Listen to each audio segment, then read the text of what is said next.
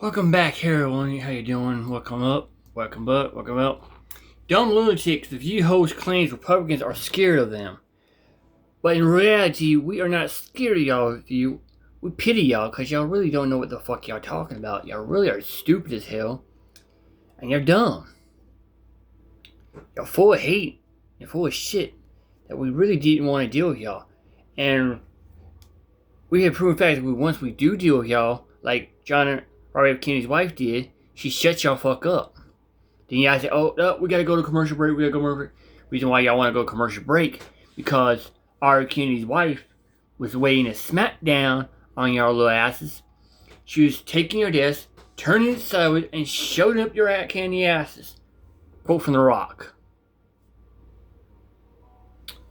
But anyway,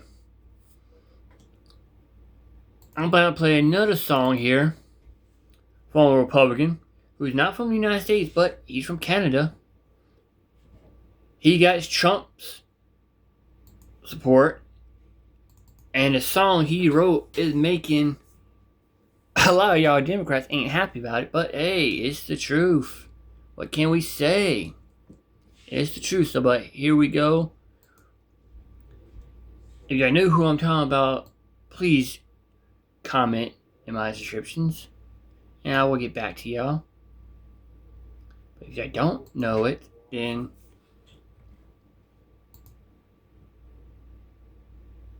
listen to the song, y'all know it.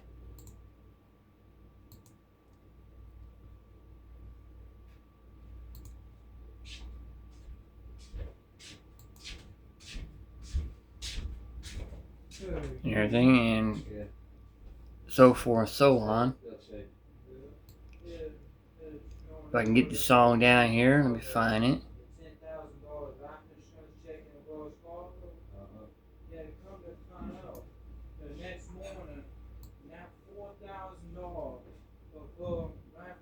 Money was taken out, Wells Fargo told the woman they're not going to give it back to her. So here we go with a song here. And I remind y'all, this is not my music, so I'm not trying to get copyright infringement. The propaganda is on every channel. They think we stupid like the truth is just too hard to handle. But on your camo, it's a culture war and load the ammo. They want Antifa ruling everything like it's Seattle. And they want anyone who's fighting to be dead and cancer. They want rainbows in the classrooms and 15 different bathrooms and white guys that hate black dudes.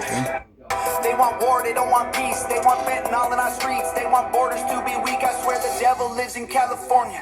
He a politician. He passing bills that bring chaos and division. Yeah, the devil lives in California. Should be in prison. He got horns, but he tries to keep them hidden. Cause the devil is a Democrat. And we don't play that. They say that. They love America. We know it ain't that. It's a Democrat. And we ain't with it. We ain't switching. Y'all are tripping. I guess God just built us different. They get... There you go. And I was the first woman vice of the United States. Some people have actually said He wasn't the first woman vice president. Ever to run for president. There's one before you. I like the some people say. Very nice, but go ahead. I'm just speaking fact. Oh, sorry. Big facts. Let me just get this right. She actually thinks she was the most qualified presidential candidate in U.S. history. How much wine did she have before someone handed her that microphone? Did Doug tell her, maybe? I don't know. Because does this scream most qualified to you? Mm-mm. That's why we're here today. Because we have the ability to see what can be, unburdened by what has been. Round and round. You think you just fell out of a coconut tree? You exist in the context of all in which you live and what came before you. Yeah, poor old pina colada Kamala. Poor woman. Now to former House Speaker Nancy Pelosi, who has actually officially lost it. We knew the time would come, and it has. Congresswoman Pelosi, are you at all concerned that the new January 6th committee will find you liable for that day? Are you at all concerned about the new January 6th committee finding you liable for that day? Why did you refuse the National Guard on January 6th? Shut up. I did not refuse the National Guard. The president didn't send it. Why are you coming here with Republican talking points as if you're a serious journalist? The American people want to know. We still have questions. Thank you. Oh dear. And look at her, if she's got nothing to hide about the National Guard, tell us the truth. She's so angry. Now look, I have to say I am concerned about the calibre of candidates for California governor. First, of course, it was deranged Democrat Katie Porter snapping at a journalist. And now I present Democrat Betty Yee, who thinks biological men who identify as women should compete in the 2028 Olympics in California in the women's division. Well, you've got the Olympics coming to California, to LA. So are you suggesting that you would allow trans athletes to compete in women's sport in the Olympics if you were governor? Well, I think there's still a lot of discussion that needs to happen. I think there's a lot of information we need to learn about what's really happening with the ability of trans athletes to compete. But my statement is about being able to be sure that they can compete. And right now, but my question is whether you think they should compete in women's sport in the Olympics, because it's coming to LA, so it's relevant. I think transgender female athletes are women athletes. And look, if that wasn't absurd enough, because it's obviously this is based on actual biology, it just went downhill from there. Can you think of a single sport in the Olympics where men would not have an advantage over women, with the exception potentially of archery? You know, I think you can see female athletes where, particularly in track and field, where agility is probably... Hang on, are you suggesting that women... So hang on. You think that women could compete against men in track and field, like in 100 metres, 200 metres, 10,000 metres, do you? Perhaps. You know, I'm not a sports expert. Of course they couldn't. Have you seen the times that women and men record in the Olympics for all track and field events? Have you watched Usain Bolt when he smashed the world record for the 100 metres? Yes. So you think women could run against Usain Bolt, for example, at his peak, and that would be fair? I think, look, I'm just going to say this. There's a lot of misinformation about the ability of transgender athletes. That wasn't my question. I mean, you have to laugh. You have to laugh. Can this woman get any more stupid? Seriously. And this is actually a woman who wants to be an elected official? Please. Now to nuclear-grade nutter Kathy Griffin, back having a totally normal one, this time suggesting the 2024 election was rigged so that Trump could win. I don't think he won in a free and fair election. You heard me. I'm coming up and saying it myself. I don't care if that means I look crazy, because Elon Musk, who's this other Nazi guy running around town who owns X, and a lot of people think he's a genius, but he's not. He's like a fake genius. Anyway, he's a professional Nazi, in my humble opinion. And he's good friends with Trump. Look, poor old Kathy, really triggered, still triggered all these years later with this TDS that's just loitering over her, poor woman. And look, speaking of, where did The View pull this one from? We should have more Republicans on the show, but they don't want to come on. They're scared of us. It's like Marjorie Taylor Greene says that she finds the Republican men afraid of powerful women. Well, that may be true of all the political persuasions. But if they would come on this show, they can explain to us what they're trying to do to this country. So The View actually claims Republicans are scared to come on the show? I mean, the reality is, why would they want to come onto a show full of dumb, lunatic, liberal women? Please. And now it's time for some Karen's Gone Wild. Your favourite, I know, starting with an apparent anger release meeting in the forest.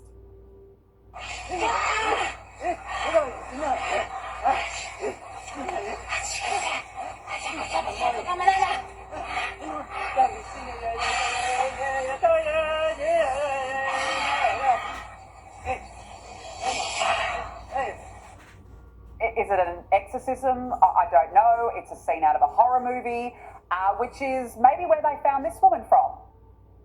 And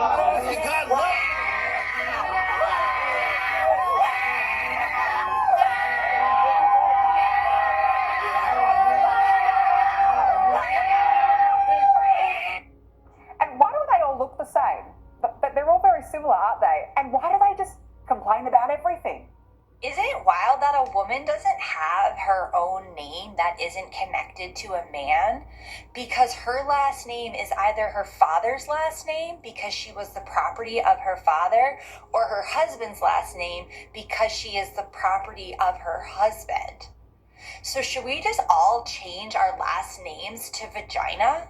Joining me now is political advisor and commentator CJ Pearson. CJ, thanks very much for joining me on the show. Let's start with New York Mayor Democratic nominee Zohran Mamdani, who's having yet another totally normal one.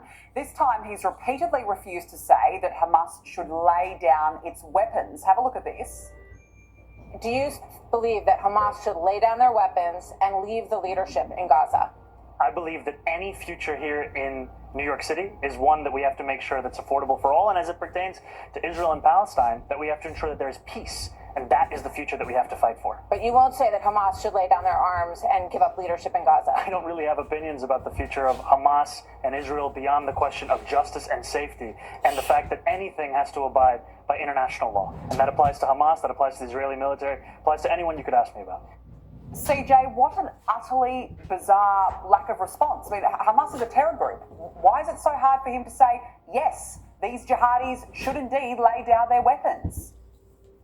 Yeah, why is it so hard for Democrats? You know, it's a question. Here's the reason why they don't want to condemn terrorists. Because they make money from terrorists. They are terrorists themselves. There you go, people. I just solved the mystery for y'all. Democrats are terrorists themselves. Instead of worrying about terrorists out overseas, we should worry about the terrorists called the Democrat Party. That's the main concern we all should worry about. Back to the video, shall we? That puzzles me every single day, but Zohran Mamdani is yet another example of a Democrat who lacks the courage to meet the moment. You know, here's the deal here. You know, when you look at what's happening, you know, in New York City, in the Middle East, and all of these things, it's convenient for him to, ironically enough, become an America First patriot, right? He says, let's talk about what's happening in New York City. Let's talk about what's happening in America. But where is that energy on any other issue?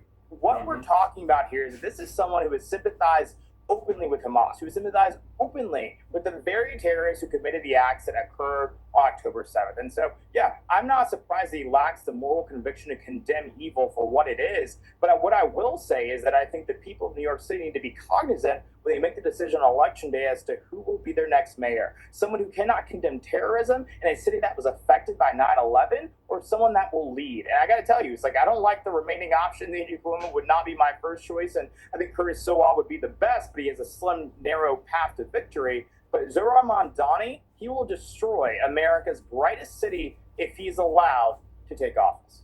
Oh, look, I don't doubt that. You're right. I mean, the candidates on the table right now are really, you know, it's slim pickings, but Zohran Mamdani is an absolute shocker, and it would be dangerous, I think, if he was to get in. Now, veteran Democratic strategist James Carville, who, look, he's been a very frequent critic of Donald Trump, but he now says that the president does deserve due credit for negotiating a peace deal to stop the war in Gaza. Have a listen. Bringing these hostages back, I don't know, you know, you can say, well, it may not last that long, but you know what? He did it, and I think he deserves some credit for it. Right? They just do. The reality is, CJ, Donald Trump has been able to do what the Democrats could not. Not one Democrat has been able to do this, and of all the people James Carville has at least given some acknowledgement, it's a real shame that the Dems cannot do the same. You know, you're exactly right. President Trump did in 10 months what Joe Biden could not do in 4 years. And he did it through the old-fashioned Reagan ideal of peace through strength. And he deserves a lot of credit for it. Trump did what in 10 months that Obama and Biden could not do in 4 years. That's what's shameful. We're going to rephrase this. Trump did more in 10 months than they did in 8 years combined. There you go. And it's even more shame that Kamala Harris and all the Democrats cannot be honest and admit, yeah, Trump did more than we did. No, they won't admit that. They want to play the hero, the knight in shining armor, when in reality, they're the damn villains. Back to the video.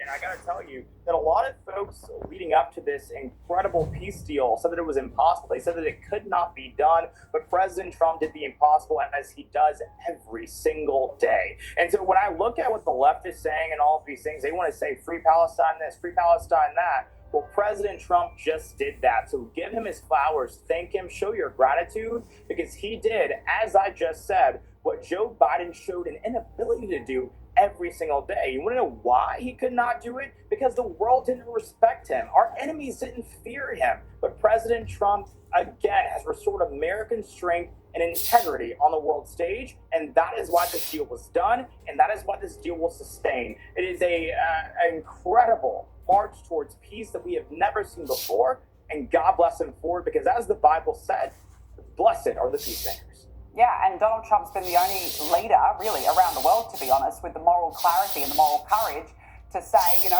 all hell will break loose if Hamas does not release the hostages. He said it from day one, and here we are today. So, you know, all credit to him. He deserves all the credit he gets on this. Meanwhile, the president has confirmed that he authorised the CIA to conduct covert operations inside Venezuela and said he was considering strikes targeting drug cartels there. US forces have already conducted at least 5 strikes on suspected drug-carrying boats in the Caribbean in recent weeks, killing 27 people. Now, Donald Trump was asked today why he is not stopping the boats via the Coast Guard instead of striking them. Here was his response. Because we've been doing that for 30 years and it has been totally ineffective. They have faster boats. Some of these boats are seriously, I mean, they're world-class speedboats, but they're not faster than missiles.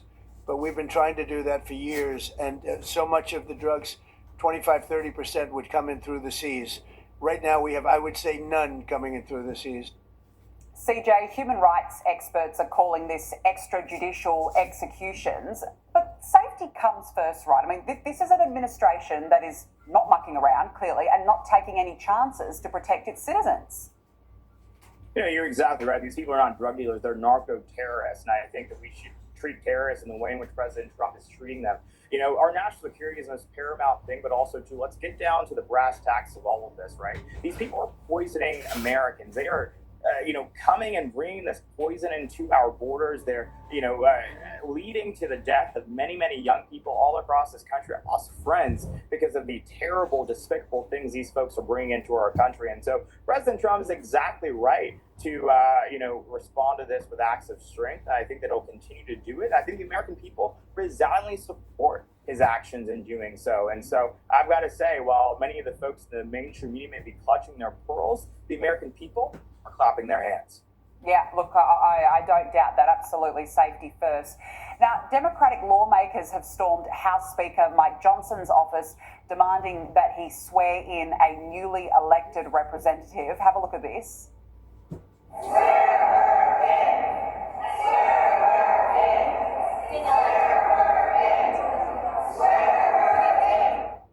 CJ, they just make such a spectacle of themselves. And I've got to say, the Democrats seem to be really reveling in this government shutdown. I mean, Mike Johnson has already said that he would swear this representative in once Congress reaches an agreement to reopen the government. But the problem is the Dems are insisting on playing these childish games. No, you're exactly right. And I think, I'm old enough to remember when storming the office of the Speaker of the House would have been called an insurrection or January 6th, but I guess when the Democrats do it, no one cares. But let's talk about this shutdown, right? This is a Schumer shutdown. If the Democrats want to reopen the government, they could easily do so. We need a few votes from Senate Democrats to do it. They continue to withhold those votes as a part of this partisan political stunt. Republicans have done their job. The House has done their job. The power now lies within Senate Democrats to do their job. But yet, they continue not to do so. They continue to hold, the pay of our brave men and women who serve our military hostage. They continue to hold the pay of our brave men and women who are serving our country. And garbage. If you speak up, then you a target. They want their voice through an amplifier. Violence and our flag on fire. No voter ID required. They want war. They don't want. Devil lives in California. He there a you politician. go. Passing bills that bring chaos and division. Yeah, the devil lives in California. Should be in prison. He got horns, but he tries to keep them hidden. There you go. The Democrats are devils. So Hope y'all enjoyed the video.